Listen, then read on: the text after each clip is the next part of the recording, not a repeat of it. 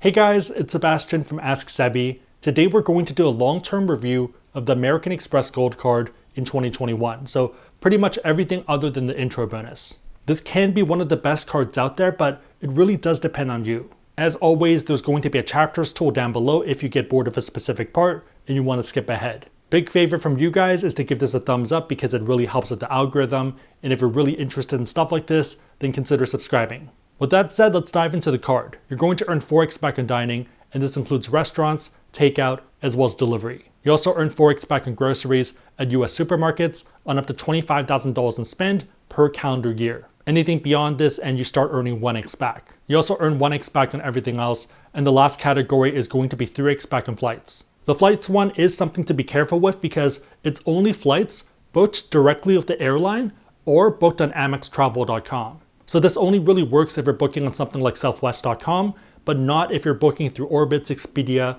or any of those other third-party travel agencies. So right off the bat, you can see that the gold card is a workhorse card and it can be one of the best ones out there for normal people who spend a lot on dining. It can help you earn a ton of points, but it does have a $250 annual fee. It's not as bad as it sounds though, and we'll dive through all the credits. Quick reminder that the $250 is charged right away, so it's charged in your first month. One thing we focus a lot on this channel is effective annual fees. So what I mean by this is what tangible, real value can you get from the card that you can reasonably rely on? The easiest example of this is if you were going to a food festival that cost $30 to get in, but once you got there, they gave you a $10 food voucher. Assuming you were going there to eat anyways, then the effective fee is going to be $30, so what you're paying up front, plus the $10 in credits that you're getting back, so effectively $20. This is where the gold card can feel a lot more reasonable due to the credits that you get. The first one is going to be $10 a month in Uber Cash, and this can be used either on the Uber app or the Uber Eats app.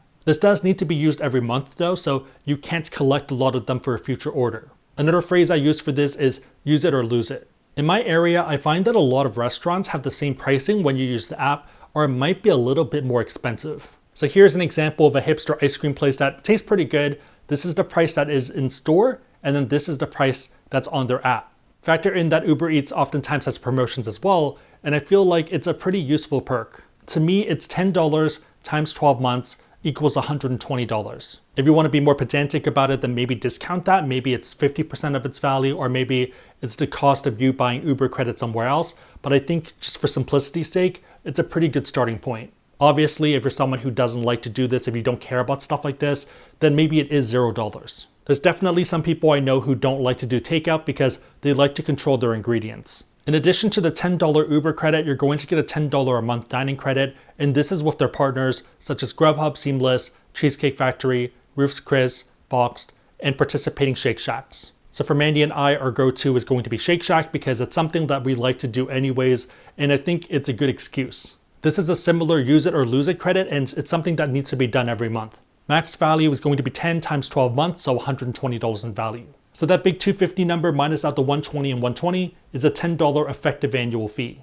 To me, that's pretty reasonable for a mid-level card, and especially one that has such good earn rates. If you're someone opening up a new tab and you want to support the channel, we do have links down below in the description box and also on our website, AskSebby.com. If you end up on the site, we also have a calculator for the gold card, so I'd recommend running through your numbers. Good way to double check that the card makes sense for you, and thank you guys in advance for the support. So as of filming this, there's going to be two colors for the card. It's going to be the gold and the rose gold. On their site, the rose gold looks pretty pink, but in real life, it doesn't look as bright. To me, I personally like the normal gold card, but let me know down below which one you like yourself. I think some people still really like the rose gold because it has a bit of mystique to it and it used to be exclusive. Moving on, let's look at some other useful benefits. The first one is going to be no foreign transaction fees. So I know no one takes American Express. Why would you even mention that? And I kind of agree, but at the same time, when you look at the data, it doesn't seem to be true. If we take a look at the Nielsen report from 2020, American Express had 44 million international places that took their card. This is compared to 46 million for Visa and 37 million for MasterCard. If you look at domestic, then it's pretty even across the board. So that's the data, but in practice for me, I find that it's about 70% acceptance rate. So when I go abroad, 7 places will take it, but 3 won't. Your mileage may vary, and I would lean towards the data. Another benefit is going to be baggage insurance, and not going to read through this whole thing because it's probably going to put some of you to sleep, but it is what you expect from a card. In a lot of ways, I would not consider the gold card a travel card, and we'll touch on this in a second. There's also some other benefits that are good, but might not be as good as they seem. The first one is going to be car rental loss and damage insurance. So when you rent a car, you can decline the collision damage waiver at the rental company, and you're still going to be covered, except in Australia, Italy, and New Zealand. Be careful with this because it is secondary coverage. So if other cards like the Chase Sapphire Preferred and the Reserve, you're going to get something called primary coverage. Primary means that if something happens, it's going to be your first line of defense. Secondary means that you need to go to your own insurance first before relying on this coverage. The main disadvantages is that if you're someone who has a car, it might end up increasing your premiums for your normal insurance, which might not end up saving you much money at all. Another benefit is going to be the $100 hotel collection credit, and I see a lot of new credit card channels mention this, but it seems like they're reading off a page rather than understanding how the credit works. So I don't include this for the effective annual fee because I don't really think it fits. So every time you stay at least 2 nights at one of their properties that are part of the hotel collection, you're going to get a $100 credit towards dining, spa, and resort activities. It's not really a credit that helps you against that annual fee because it's forcing you to spend a lot more money in order to get it, plus it's not really that tangible. With some other issuers who have a travel credit, you can use that towards the actual base rate. Here it's towards extra stuff that you want to do. The other thing to be careful with is that sometimes you'll end up paying more money in order to get this credit. So let's say I want to go to Nashville. Noel Nashville is $269 on the hotel collection website. If I book it directly, it's $224. So I'm paying $45 extra per night times 2 nights because it's 2 nights minimum, so $90 in total to get a $100 credit. There are times where the prices are going to be the same, so it's a no-brainer and it just makes a lot of sense, but it still doesn't generally operate that way. The other factor too is that a lot of people who have the gold card also end up having the platinum, and the platinum has a similar program, but it's substantially better. So with the platinum card, you have something called the Fine Hotel and Resorts Collection. So very similar in that you get a $100 credit, but it does not require you to stay 2 nights. You get this even if you stay 1 night. In addition to this, you're going to get daily breakfast for 2 and guaranteed 4 p.m. checkout. You still might run into the more expensive issue and that might not make sense for you, but it's a lot more reasonable. So for the hotel collection, we were paying $90 more to get a $100 credit and a potential room upgrade.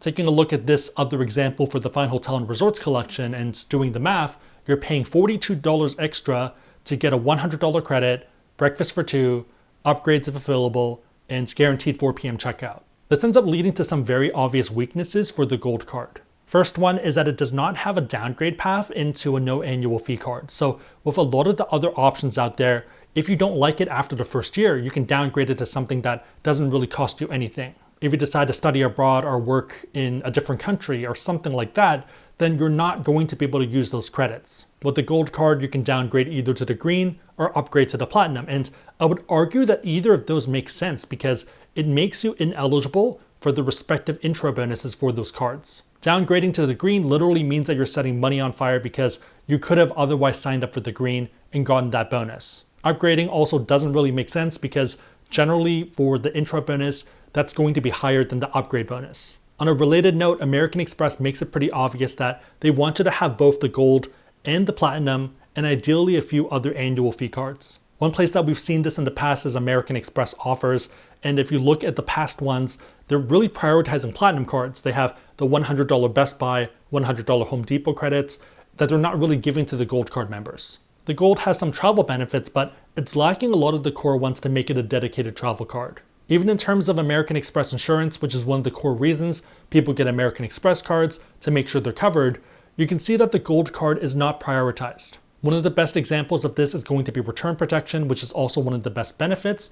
You're going to get up to $300 per item and $1,000 per card per year. Depending on your spending habits, this can save you hundreds or thousands of dollars per year, depending on how many cards you have. Basically, if you buy something and you either can't or you forget to return it, then they're going to either get you to send it back to them, American Express, or just tell you to keep it. I know some people wonder why would you forget to return something, and life happens, work happens, and some places just have very weird return policies. Best Buy, for example, is 14 days instead of 30 days. I've also seen people at Best Buy yelling at the return desk for this specific reason. You might be thinking, well, obviously this is on the expensive cards, the ones that are $450, $550 annual fees. That's kind of expected, but it's also on a lot of the lower annual fee ones. If you look on their page, you're going to see the Blue Cash Preferred, the Everyday Preferred, and also the Amazon Business. Those are all cards that have pretty reasonable annual fees. You also see the Senior Gold card, but that's different than the one we're considering. The big theory is that the Gold card is a money loser, but it's also going to be their loss leader. So they're willing to lose money on this card up to a certain point, but in order to use it to acquire other customers for their other products. They're giving you those points and hoping that you eventually realize that you need to have the Platinum card for the lounge access, and for the other benefits, you need to have the green in order to actually earn a ton of points for your travel-related expenses. American Express has some of the best cards out there, but it can get pretty expensive pretty quickly. So yes, they're handing out a bunch of points, but what are those points worth? If you use it as a statement credit, so effectively cash back, you're only getting 0.6 cents per point. So 4x times 0.6 is going to be 2.4% cash back. That's fine, but it's pretty mediocre. There's other options out there that earn something like 3% and don't require you to jump through hoops. A good example of this is going to be the Savor One card from Capital One. So 3% cash back on dining as well, and you don't need to do all this. Blue Cash Everyday is another example, and that's within the American Express family. If you eventually see yourself getting the Platinum Schwab card, then you can cash out at 1.25 cents per point. So 4x times 1.25 is going to be 5% cash back, which is pretty awesome. The main disadvantage with this though is that you need to have the Platinum card, and for people who are doing that for cash back, it might be difficult because it implies that you have to travel a little bit, but not enough such that you'd rather transfer those points out. It's that weird middle ground that you can justify the Platinum, but you also don't want to do transfer partners. This leads into number 3, transferring the MR points to membership reward points to American Express's partners. So taking the MR points and transferring it to Aeroplan, Etihad, ANA, Singapore, and a ton of those other options, and then using those points in order to book travel. This is arguably the best way to use your points, but it implies that you're interested in international first and business class, which isn't really going to be everyone. Domestic works, but it's going to be tougher. Hotels are kind of the same case. Economy is just generally tough with this. There are some sweet spots, but you probably don't really want to jump through the hoops. It's not really going to be worth the effort. This pretty much means that American Express points are good for people who want to run a very expensive cashback setup with number 2, Schwab, or who want to do transfer partners and looking to do those aspirational YOLO trips. As always, your mileage may vary with this type of stuff. The last part is going to be pathing. So if you're someone running a lean setup, let's say 5 to 10 cards, I think the gold card makes a lot of sense. Probably not worth overthinking, and as long as the math works out, then I would go for it. On the flip side, if you're someone who wants to min-max and you don't want to leave money on the table, then I think the gold card is a great mid or late game pickup. Obviously finish Chase first 2 to 524, then probably go for the hard to get cards like US Bank, Capital One, and then Barclays. Maybe start the Bank of America or Citi 24-month clock for the Alaska, American Airlines, and thank you points. That way you have a soft landing after American Express, and then ideally start American Express with something like the Platinum card just to get the increased offer. Side note, if you want to check if you have an increased offer, card match link down below. Obviously, not everyone wants to do that though. They're not looking to get 10, 15, 20 cards, so that probably doesn't make sense. In conclusion, I think the gold card is amazing for the average person, and it targets the main area that we spend money on. The annual fee might sound high initially, but once you factor in all the credits, it becomes a lot more reasonable. The key thing though is to figure out how you want to use the membership reward points and see if it makes sense for your setup. On a similar note, make sure you know what the gold card is and isn't before you pick it up. Great for earning points, but a bit weak on the benefit side. For most people, it's not going to be whether, but when you should pick it up. On that note, if you are someone who wants to learn more about the gold card and you want to support the channel, we have links on our site, AskSebby.com, and also down below in the description box. My question for you guys is, what are your thoughts on the gold card in 2021? And do you think anyone's going to come for American Express's crown? Let me know and everyone else know in the comments down below. Big favor as always is to give this a thumbs up, and if you know anyone else who'd benefit, then share this with them because it'll probably help them out. But otherwise, hope you guys liked it. See you guys next time.